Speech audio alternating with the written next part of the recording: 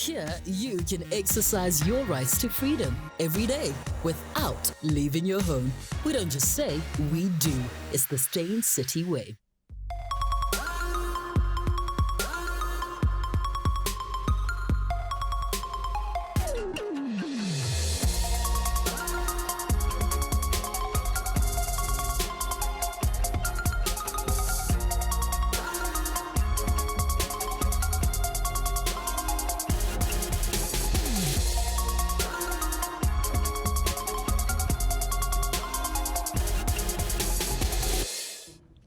Mazazi. No, it's actually Mazazi. No, you're both wrong. It's Mzanzi. Look, don't complicate this. Hello, South Africa. That's better. We are the cast of Bad Moms and catch the sequel out on the 1st of December. What a pleasure it is for us to get to say hello to you on South Africa's #1 talk show, Real Talk with Anele. As our fans, we would like to thank you for your continued support. We love you very, very much. Thank you. Hello and welcome to Real Talk with Anele this Thursday afternoon. And yes, we're in the big league. Come on now, we get personal shout-outs from Hollywood actresses like Mila Kunis, Katherine Hahn, as well as Kristen Bell, the leading ladies of Bad Moms Christmas. Butchering my name aside, these ladies in the film starring other A-listers like Susan Sarandon and Christine Baranski are a breath of fresh air in this hilarious comedy that opens nationwide tomorrow, the 1st of December. While the title may be somewhat misleading, these women are anything but bad. Rather, they're taking charge of their households, doing away with their own mothers and society's expectations, and raising their children how they see fit. It's a roller coaster of emotions, and this one, because jokes aside, the film is a very real reflection of many of our relationships that we have with our mothers and our children. So today, on Real Talk, we're getting real about the film and also mothering in the 21st century. So I've invited some special women who went to go see the movie with me last week, exclusive screening, which means there'll be more. Watch out for it in the future. It's all thanks to Times Media Films. So without further ado, let's have a look at a snippet of Bad Moms Christmas. It's the most wonderful I've always loved Christmas, but as a mom, it's a lot of work. In between the wrapping, the shopping, the cooking, the decorating. Sweetie, we don't drink the tree water because we're people, right? Oh, God, make it stop. There's almost no time to actually enjoy it. And only one thing. Oh, no. What is it? Could make it even more stressful. My mother's coming for Christmas. Everything's gonna be fine. She's the most critical human being on the planet. I can't fix that. I'm not Beyonce. Mom? Hi, Mom. Hey, May. Mom? I'm here to see my daughter on Easter. Christmas. I cannot wait to spend every waking minute with you. Oh, no. Where's your tree? I guess it's just been a little busy. No, clearly not at the gym. Woof. I'm a 34-year-old woman, and she's still telling me how to live my life. My mom got her hair cut and colored exactly like mine. Is that normal? We don't like to use the word normal. You are gonna be my best friend forever. Yeah. So the lucky viewers joining me in studio to talk about the movie, amongst other things, are the moms that I took to Hyde Park last week. Okay, I don't know if all of you, I'm gonna just do a quick roll call. Africa. That's, you just say, be loud about it, Africa. Unati, Cindy, Nonkululeko, Tapiwa, Tebogo, Takondwa, and the other ones we'll get to. All right, and let's go with Tapiwa, right? What was your impression of the movie? Is there any character that you were like, oh my word, that is me? Well... Microphone? Oh, sorry.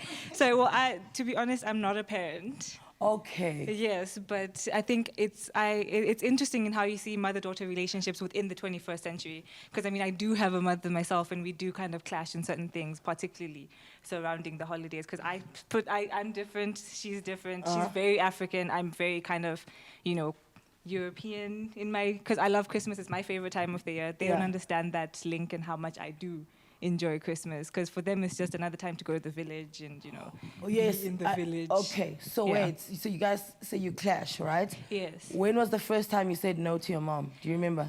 I say it low key, behind the scenes, but I do things to please my mom. Yeah. But very rarely do I say, no, I'm going to do it my way. Yeah. Yeah.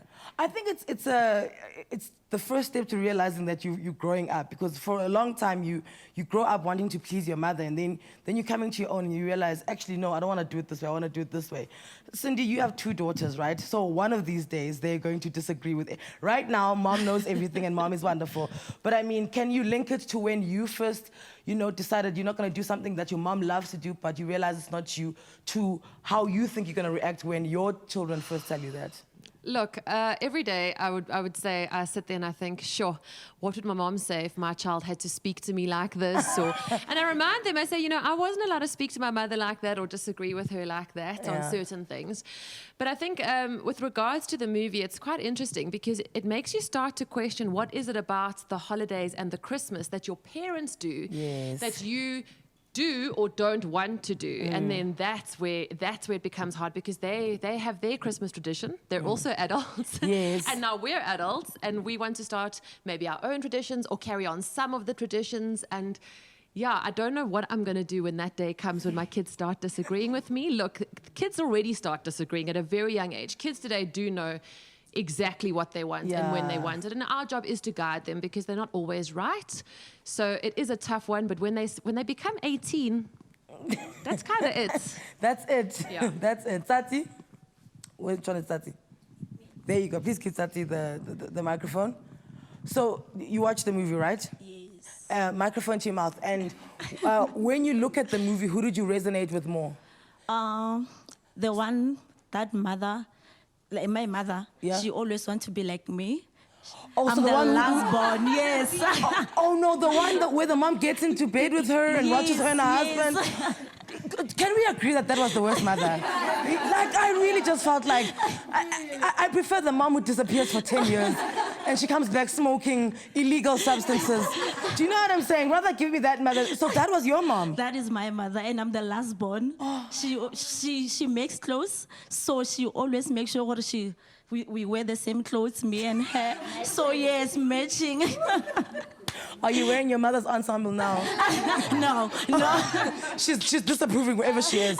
How far away do you live from your mom? No, she's in Limpopo and I'm in Captain Park now. Oh, that's good, girl. But she makes clothes for me. She sends it by the driver and I get them, yes. Move to Cape Town, it's a further distance. It's a further distance. Oh, my word. Give the microphone to Nkule. Where's Nkule? There you go. So what I found about the movie was I was always impressed, like in a laughy way, with the mom who was constantly judging her, right? Mm-hmm. The one that was like, oh, I see you let the kids cook. So I was impressed by her, but I knew full well that I wouldn't want a mother like that, right? So when you look at her and look at your mom, like is there like a small distance or is there a big distance? There's a small difference. I'll tell you what, I think with our parents, they sort of have an idea of how they wanted us to live our lives, or how they want our lives to plan out. So I relate that with my mom as well, because me and my mom were completely different. Yeah. And her idea of how I should grow up, or certain things that I should do, is different from how I want to live. So I could very much relate to that character. And the reason I looked at you, you and I have the same hairstyle, and my mom passed away. No, listen, my mom passed away, but I know that if she was alive, she'd be like, why are you running around looking like a boy? Grow that hair. So and I looked at your hair and I was like, ooh, I wonder what your mother thinks about that. And there's like a cut here, you look like you're like a gang member in prison. Like, your mother must be going up the wall. What does she think? Well, my mom likes short hair, but then she doesn't understand the whole mohawk thing. So every time I need to go home, I always cut my mohawk and do the plain cut, so that me and her can have peace and there's no fighting, and her telling me and reminding me once again of I look like a gangster. All right, Unati, grab the microphone. What do you always make sure you fix in your house or about yourself when you know you're going to see your mother? Definitely I wouldn't wear the dress I'm wearing today. Definitely she's gonna tell me that I'm tall and slender. I shouldn't wear something so short, but I like it. Yeah, she'll get used to it. I always make sure that when I'm at home, I look presentable, and they are a way of looking presentable, but yeah. Oh, man. Listen, you see now. And we're judging because we're mothers, okay? So we can do it. But at the same time, we feel judged because we're mothers. More on motherhood right after this.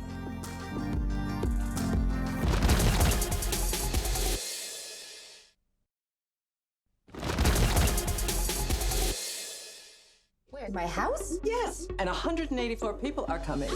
How much did this cost? Can you put a price tag on wonder? I actually just wanted to enjoy Christmas this year. You're a mom. Moms don't enjoy, they give joy. She's gonna keep treating you like this until you fight her. Physically, I don't want you to meet my mom. Now watch me. Christmas is supposed to be fun. Say Christmas back. No more perfect gifts, no more perfect decorations, no more perfect anything. That didn't come out exactly as I planned it, but you guys get what I mean. We know what you meant. How I like my vibe. My daughter thinks that I'm so hard on her. I had a horrible mother. She once slapped me for wearing open-toed shoes on a sailboat. It was a different time then. It was 2 months ago. Moms don't enjoy, they give joy. Welcome back to Real Talk, where we're getting very real about the issues and complex relationships women and mothers experience, regardless of race, color, or creed. All this today is inspired by the film Bad Moms Christmas, starring Mila Kunis, Catherine Hahn, as well as Kristen Bell. They play Amy, Carla, and Kiki. I'm in studio with some moms who went to watch the movie with me last week at Hyde Park, and now they're going to rate it. Okay, I'm going to count to 3, and everyone flips up what they thought of the movie. 1, 2, 3. 8, 8, 8, 7, 8, 9. Jeepers, you really liked it. Okay, then it's worth the watch. If my maths doesn't serve me correctly, the average here is about 8.5. Okay, I'll come to you, Takonda. What about the movie did you think to yourself, okay, it's a little far-fetched, we're not like that as moms? Well, to be honest, in some senses, you could say that we can relate in the sense that there is always that overly clingy mother. There is always that mother who's not too involved and lets her child run loose, and we say that's a horrible thing. And then there is that mother who's always looking down on her daughter's parenting skills and everything. So in that sense, I would say we can relate. But in the sense that the ending of the movie, you found that suddenly, like, they just had a conversation amongst the mothers saying, well, you shouldn't be like this. And then suddenly they changed, and it was like overnight, and they're like that. That was the bit where I was like, oh, well, it's not really that simple, you know? Mothers, the way they've been like bringing you up is like something they've had in their minds from the day you're born. They pop you out, and so they're not really going to change that kind of mind frame overnight. Okay, Tebogo, and that's another thing. When you were pregnant for the first time, ne? You've had a child. You don't look like it. You haven't had a child. No, I don't have a child. Okay, wait. You take this one then. Can you please give her the microphone? Okay, so when you were pregnant, and what were like your biggest fears when you were pregnant? The first one or the second one? Look, give me any fear. Okay, well, the first time I just thought that I had a lot of things that I had to do, like motherhood comes naturally. That's what most people don't understand. But when you have never been pregnant, you first think when you're giving birth, what is going to happen, and when the baby is here, what is going to happen, but only to find that when the baby is here and you are pregnant, everything is just flowing. So the fears, they're just not really something that you should cling on. And the second one? The second one, it was smooth, actually, for me, because I had known everything that I needed to know. So everything that I didn't do right on the first pregnancy, I did right on the second one. And everything was just flowing for me. I don't know about other people. Please give her the microphone, because she's like, are you disagreeing? Are you in shock? Look, I'm also a new mom, so my daughter's 17 months. And I think people experience pregnancy and motherhood generally differently. So my experience in terms of fears, if I were to answer that question of yours, is one, how will I transition into motherhood? What is even motherhood? What must change about How do I carry the child? How do I breastfeed? You know, things that people take for granted. And in the media space, people make it seem like it's so easy. What principles and values do I instill in this child?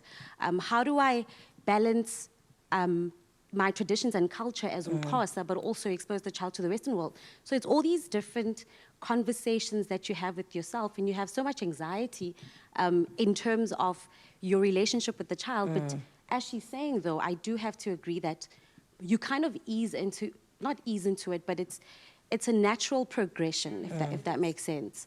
You know how people always say, trust your instinct? Your instinct really guides you, because after a while, when you hear all the voices and noises from mothers and aunts and all these other people, you start making sense of motherhood yourself. So, you see, now, when I was pregnant, I didn't tell anyone. I think like 4 people knew, because I didn't want all these opinions coming in, and then, because you only rate yourself up against other people's opinions and what they... So I was like, let me not rate myself on anything. Let me just go in blindfolded and see what happens, right?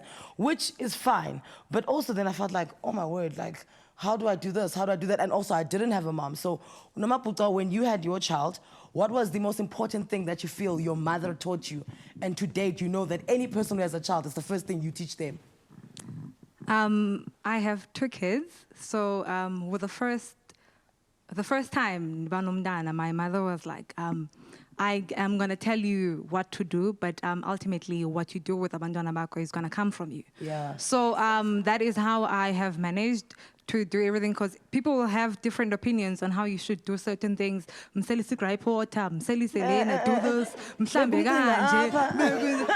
So I was like, I'm going to do this my way. And I think the best thing that I did for myself was, after giving birth, I didn't want to go stay with my mother or my sister. I was like, I'm going to figure this out by myself. I am going to stay here.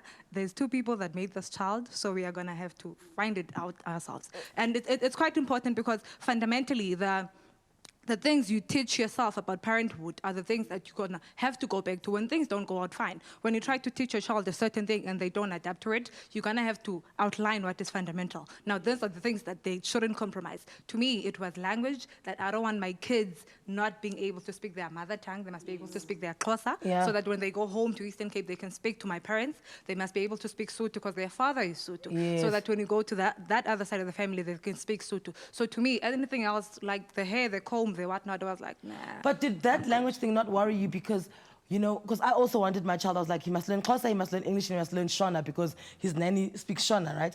And then my CEO said to me, yeah, it means he's going to speak late at 5 years old. And I was like, no, don't say that.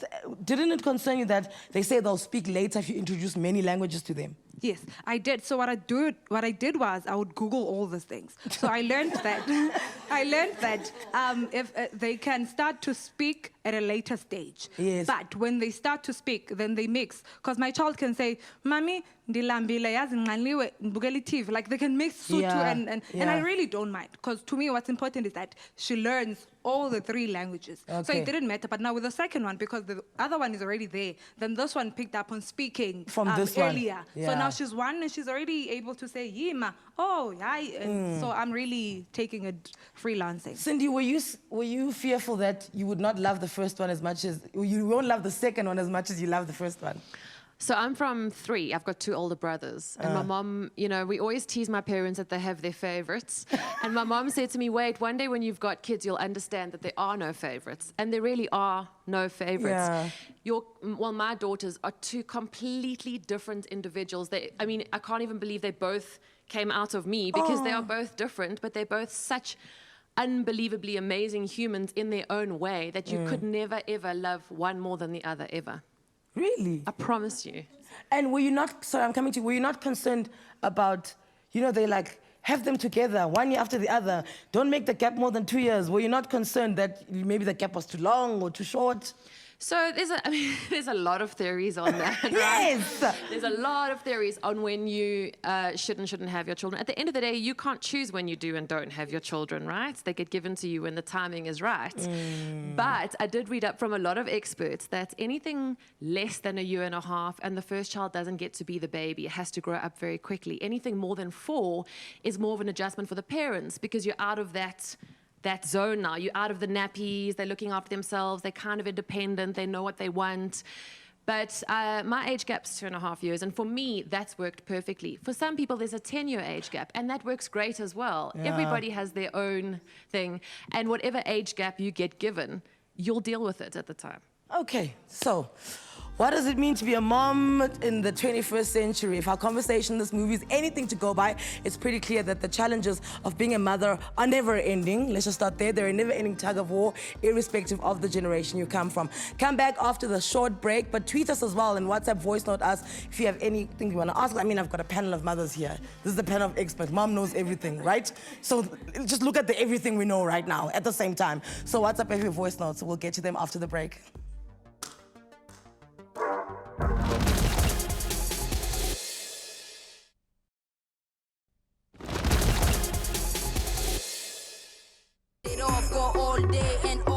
I'm kind of on a first date with Santa number 2. How'd you guys meet? He has such kind eyes. Put a baby in me, Santa number 2! Every time I think I'm the weird one in this group, you open your mouth. We went to prom together. Oh, Lord. And then I'm like, I'm doing great. Writer-directors John Lucas and Scott Moore have reunited Amy Kiki and Party Mouth but Uba Van Kala in this 2017 sequel to the original Bad Moms film. And so this December, the moms are taking charge and being their baddest but realest selves. It is indeed so much fun. We got to see it last week. Deborah, I want to come to you. Did you ever feel like your mom made a bad decision about something that you wanted? No, I don't think so. Oh, really? No. Really? My mom is really old, like she's over 60. So I think during Christmas, she doesn't even wake up in the morning. She doesn't tell us what to do. I believe she's got this thing that she taught us well. Like she imparted everything she needed to unto us. She's comfortable, yes. She's comfortable that we'll make the right choices. The only time where you hear her screaming would be if curtains are not washed. You need to wash the windows. People are going to find the house dirty. There's that. You know, she just orders us around, but she's not there anymore. She's tired now. Okay. Yeah, she's tired. Okay, Yeah. Afika will come to you. Have you ever felt that you were a bad mom? Like you did something, you're like, I'm such a bad mom. Yeah, whenever I discipline my child, I feel bad, but at some time, okay, bekumele ndiyenzile loo nto to show him into yoba irongo le nto ayenzileyo. Kodwa after that, the guilt, Oh, it guilt. So, Let's talk about mommy guilt. Takondwa, do you suffer from mommy guilt, like when you're not at home? So I'm not a mother. Oh, okay. Okay. But I can talk about my mother and her. Like, so I've been away from home for 5 years now. And my parents are the most overprotective people ever. And so I feel like even my mother putting me on a plane to come here, that was like, she has not processed that guilt to this day still, you know. I think just the moment, like, you birth someone, you have a child and you have that connection, it's always difficult to say, oh, let me go and do this, let me leave them, because there's always this feeling that you need to be there, you know, you need to watch over them. And if something happens and you're not there, that's a big issue. Okay, so we got an email, well, it's not actually an email, it's a Facebook post from Salamina, and she said that her and her mom are constantly, you know, they're constantly in a tug of war because her mom is constantly emotionally blackmailing her, right? It's like, I gave birth to you, you don't care about me, I did this for you, I did that for you, and she says that, I mean, she's got her own life now, she's got her own husband, and she's got kids that she needs to concentrate on, and the mom is constantly emotionally blackmailing her about her not spending time with her, and she just wants to learn to say no to the mother. So who would like to talk to Salamina about like how to navigate that, because ultimately it could become a toxic relationship. And people like to think that you can't have a toxic relationship with your mother, but you actually can, and I think it can be the most detrimental one. So who's gonna take it? Cindy. Thanks. I'm lucky in that I don't get emotionally blackmailed by my mother ever. Yeah. It's you know, it's kind of that, it's that whole, this is how I would do it, and you know, but you are an adult to do it yourself. And when it comes to emotional blackmail, that's a really tough one. We saw it in the movie where the one mother was constantly like, but why don't you want to be around me? And I love you. And since your dad died, I've only got you. And that's a really hard one. And they tried the therapy in the movie. And that's almost the kind of route you need to go. You need to go almost sit down with somebody who's neutral, who can break it down to your mother to say, look, it's not fair from this side. And at the same time, Salamina, try to understand your mother's side. But I think as a mother and as a woman, you kind of have to ask yourself, and you'll know when you're emotionally blackmailing your own child, and you kind of have to be real to and say, you know what, this is not fair on my child, and just be the adult and pull yourself back. I think it's a power thing as well. What do you think? I think she basically needs to just sit down with her mom, explain to her mother that, you know, Mom, I love you and I'm grown up. Make her understand, and also let her mom speak. And maybe her mom, like we discovered in the movie, the one mother who was so controlling of her daughter that she has insecurities of her own. Maybe her mom has insecurities or fears that she has. And maybe, just sit down and talk and understand from where one is coming from, and basically find common ground. New mother on the end there, and then we'll come to you. I think it's important, like Gulli's saying, to find that common ground, but we also need to look at the other side of it. So our mothers come from a generation where they've sacrificed their lives for us. So at home, 24 hours of the day, looking after the kids. Our mothers probably didn't have as dynamic careers as we do. And so when they grow older, or when we grow older rather, and we start becoming independent and we have our own lives, there's that dependency because we've always been a part of their life. And I think it's about having understanding that, because I think it's a case for a lot of mothers from our generations, whereas with us, we have lives and we're trying to navigate a career, a social life, and motherhood. But it's about having that conversation, but also understanding where your mother is coming from, and also maybe encouraging her, because I'm doing that with my mom, encouraging her to have her own life and start doing things outside of Endlini, you know, whether it's friendships, but create a holistic life and lifestyle for yourself. Get her a hobby. That's what you're saying. Even if she's older. She must start making jam. You know, I was going to say, Guti, you know, sometimes our parents, there are things that they did, and abafuni siphinde sizirepeating. Okay, yeah. So sometimes, ufumaniseka into yobana, if umhlambe uklingi like that, it's because she doesn't want you to repeat the same mistakes. So she wants to guard you all the time so that she can be like, I did this, don't do that. Even though mhlambe, she's not even saying to you, Guti, I did this, so don't repeat it. But she'll just keep quiet and watch you and be like, when you start doing exactly what she did and it was a mistake on her side, then she would be like, don't do it because this is what had happened to me. You know, if I were to say, our mother, for example, my sister, our mother, we are sneaky spaces sethu. Yeah. But not because akazazi izinto esizenzayo. She's aware of everything that we do. Yeah. But immediately when you start, then she would call you or say, come home, I need to talk to you. You know, and you can never say no. And and when that happens, then you're like, okay, I'm listening. What's happening? And she will tell you exactly how she managed the situation okuyo and maybe what you should do. Of course, now we're adding your own principles that she has taught you. So it differs with a lot of parents. Okay, ladies, give yourselves a round of applause. This has been really insightful. We're out of time. This has been really enlightening. Not sure if you'll agree with this, but according to a study published in the journal Scientific Reports, mothers shift their focus from their husbands to their daughters once their daughters reach adulthood, especially once the daughter reaches childbearing age. So if you're feeling clingy to your daughter, maybe it's the time. The movie A Bad Mom's Christmas is out at cinemas across the country from tomorrow, the 1st of December, after the break. A legend in comedy whose mother must have broken all the rules, judging by his carefree and confident character. Casper De Vries will be in the building.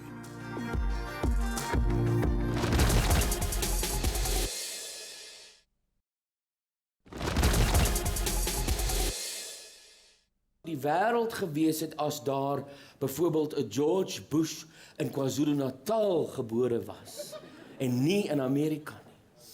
Of sê net maar die Bee Gees kom van die Vrystaat.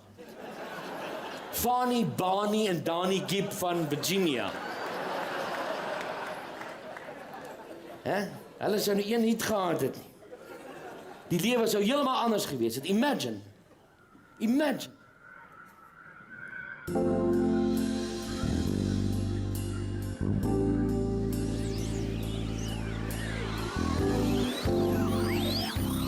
Hoe sou dit wees as die beaches en Afrikaans gesing.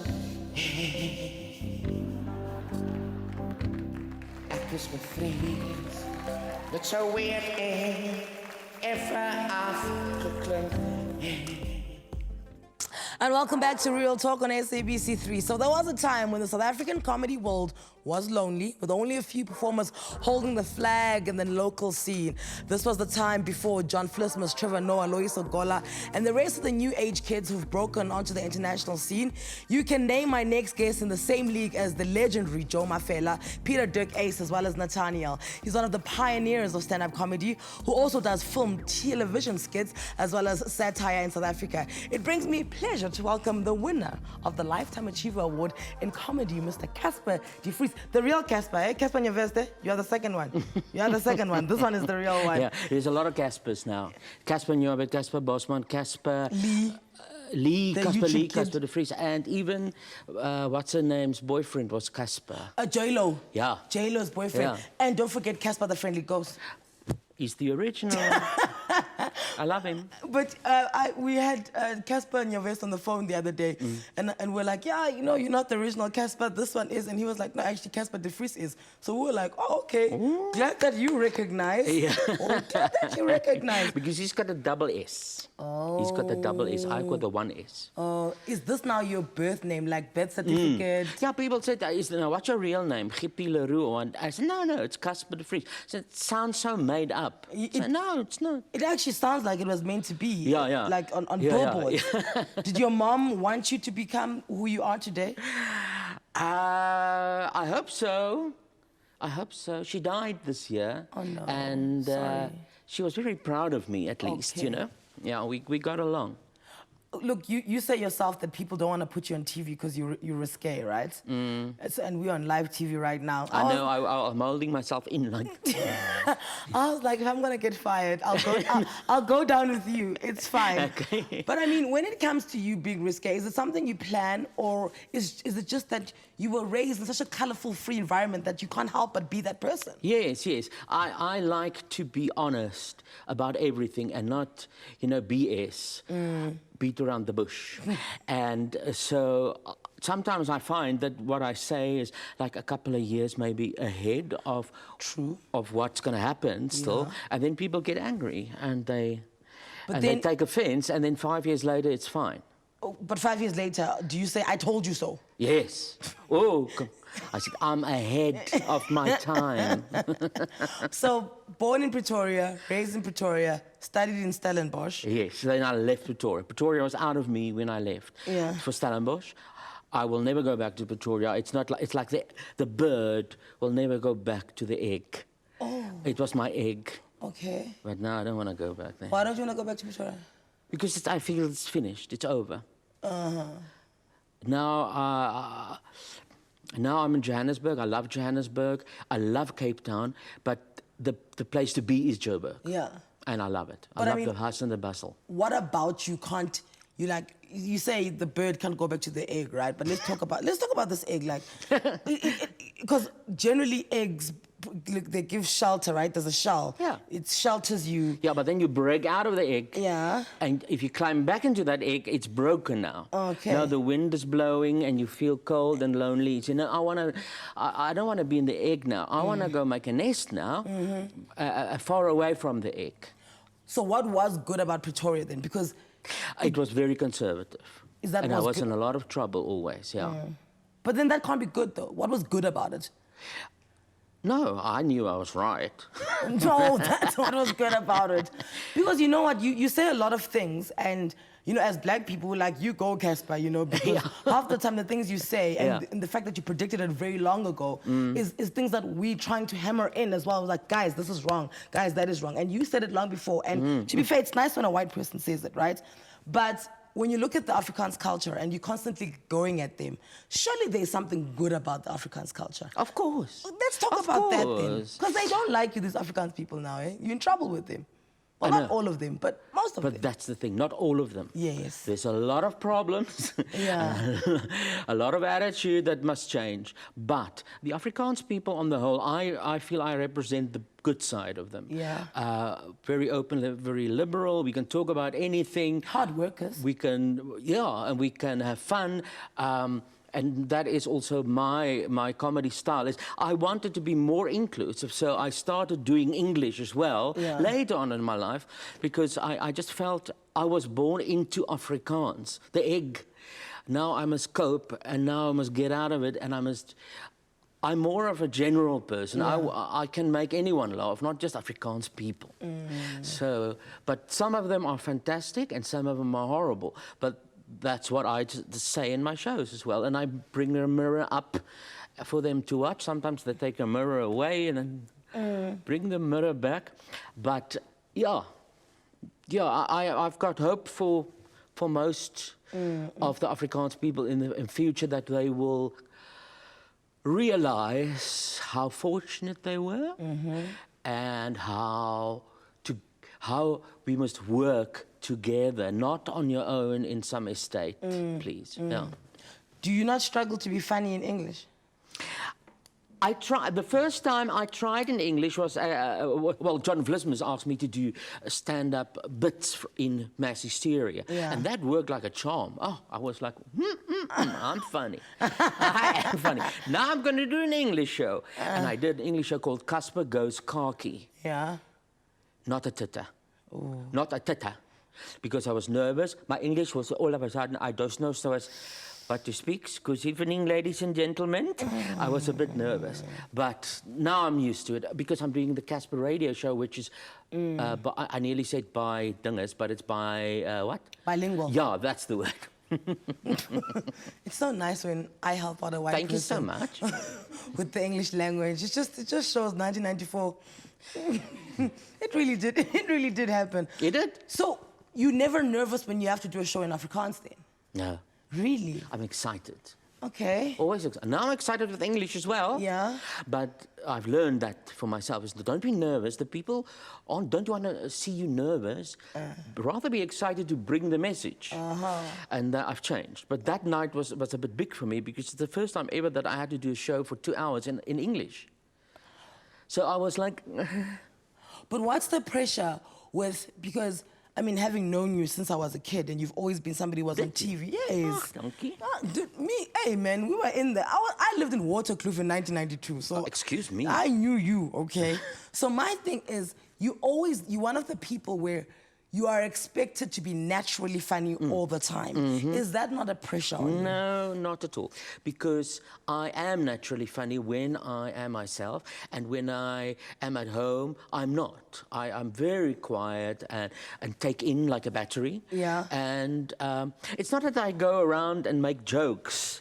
You know, I'm normal in that way, but I am an extrovert. Yeah. Usually with people. I'm an introvert when I'm at home, because that's the way you load the battery again. Otherwise, charge. Otherwise, then you empty all the time. Yeah.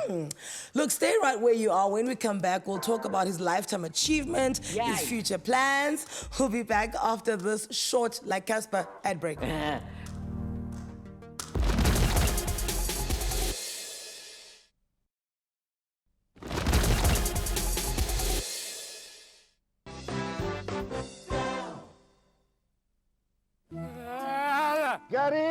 Gary, my baby, kom. Hier is die emergency waaroor ek jou gebel het. Asseblief gou gebring daai boetsarms van jou. Vat net my pa in. Vat my pa. Ta Anna, hier is ek. Daar sy. Kom nou vorentoe. As ons 'n trappietjie. Hey! Ta Anna, kom help hier vir Ta Anna. Ek het gewees en die het vasgehou. Man nie gewees. Ta Anna, op hierdie bed. Daar sy ou vas. Ek help die beentjie. Knikkie. Daar sy ander knikkie Ta Anna. Kom hou daar vas. Ta Anna nie geafval Ta Anna.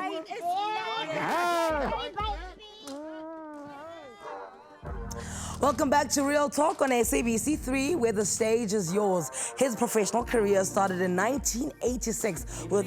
So, I was 2 years old with Hello South Africa, and he was on stage year after year until he started performing his one-man show in 1997. It was here that he started gaining major success with shows such as Toete Dal, Snaks Genoeg, and Casper Goes Kaki, to mention a few. Casper de Vries is an institution, for me, right up there with Leon Schuster, I tell you. So, 2012, you stopped, you just like, that's it. Yeah, I said, that's quite immediately after that English show. I thought, okay, maybe I must do something else now. No, not really, but I felt burnt out. Okay. And I said, okay, I've done this now year after year. Every time you have to have new messages, and you know, I want people to leave with a message. Yeah.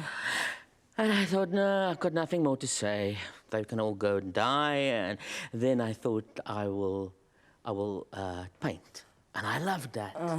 It's sort of, you talk to yourself, you become a bit mad, but you talk to yourself and you paint. And I paint like abstract and a bit impressionistic, I think, or expressionistic, I don't know what the hell it is.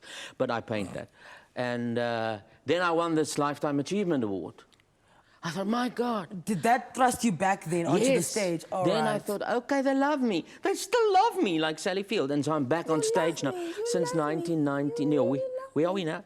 2016, since then. 17. Yeah, I'm doing... Okay. So from last year, I started again. And I'm loving it. I'm loving it. I'm loving it. Okay, so did you always know that you can paint? Because you're pretty good. Thank you so much. Yeah. No, I didn't. Okay, so I feel it like... was like paint in my stomach, if I can say it that way. Yeah. And it called me, Katsi, tell up your kwassie. And I did. And so I started, and it came out. And I love it. I didn't have a lesson. I studied the art of paint, the history of art myself. You know, these days you're going to go on YouTube and get a whole bloody lecture. Yeah. So I did that. And for the rest, I just enjoy it.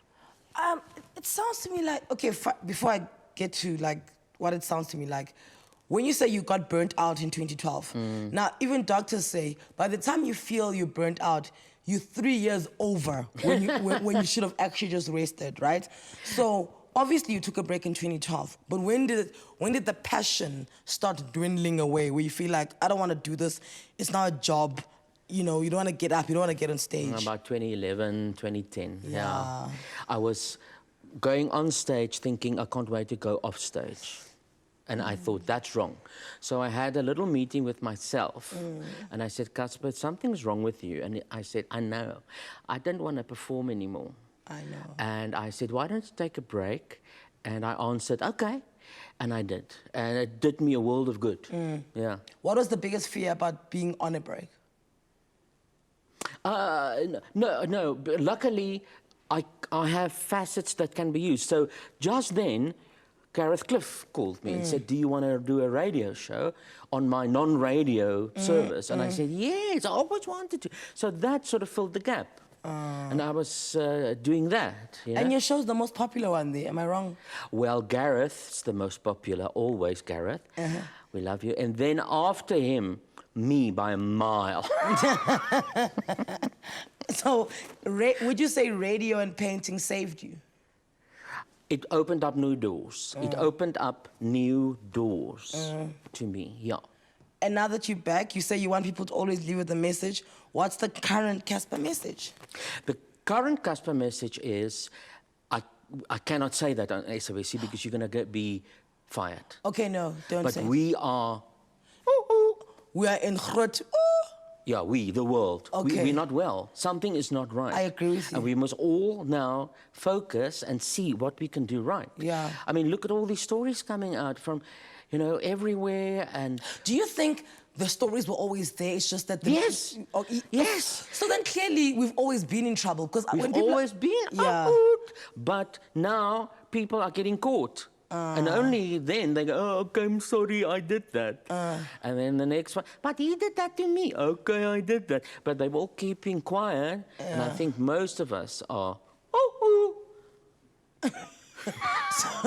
So where can we go see the show about The OO show will be back in 2019. 2018, I'm doing other things. 2019, I'm back with a big, spectacular show with screens and characters. You know, I got lots of characters. Yeah. They all appear in the show. They talk to me. I want to do that. I did a very intimate little Barbara Streisand, little intimate show this year. And now then I want to go big and bad in 2019. And then I think I'm going to depart. As in die? Yeah. Like leave Earth? Yeah. On Elon Musk's machine for Mars. Oh, okay. On another planet. But wait, I heard you say that you're very skeptical about using music when you're on stage doing one-man shows because South African audiences are very like, when you start singing. And now you're saying you're going to do a big show with music. I always do, but what I've learned is that you work the music in so surreptitiously, I think that's a word, that people don't realize that you are singing, because I produce the music, I compose the music, or rework it and then record it. But like, for instance, to give you an example, in one of my shows, I imitate Steve Hofmeyer. So they don't know I went to a studio, recorded that, did the whole song, a parody on him. They just see the music video on stage for the show. So they don't hear the actual music. You've got to be clever that way, because if you talk about, say, the state of the health in South Africa, and you wanted to sing a song about it, people will go pee. Yeah. They don't. That's not tradition here, and that's it. I mean, even someone like Nathaniel, when he starts singing, some people go, "No, talk, make us laugh." Yeah. Okay, so who do you trust the most when it comes to telling you if what you're doing is right or wrong? My mother is dead. Myself. Really? Yeah. That's why you burnt out. That's why, because you play everything to yourself. You need to outsource. I had to do admin. I booked theatres. Stop it. Yeah, you know what I mean? Stop it. And then There's so you're tired. little of you. Stop it. Thank you. This is what you're going to burn out again. I'm telling you now. So find someone else who can be that person. Yeah, I will. Okay. Okay. All right. So Anele, what you doing? Yeah. Are you busy next year? You want to be my person? Dude, I'm swamped. You and I are both swamped. Listen, thanks for coming to play along. Anytime you want, I'll come talk to you. Okay, thank you then. Please, you must rest, eh? We don't want you to burn out again. Yeah. Okay. That's Casper De Vries. Thank you so much to him for joining us today, and all the other guests, all the mummies and the children who were here earlier to discuss Bad Moms Christmas. The festive season is around the corner, so please enjoy responsibly and be safe of the roads tomorrow. Kidisamba, boss. I've been dying to say that. Cheers.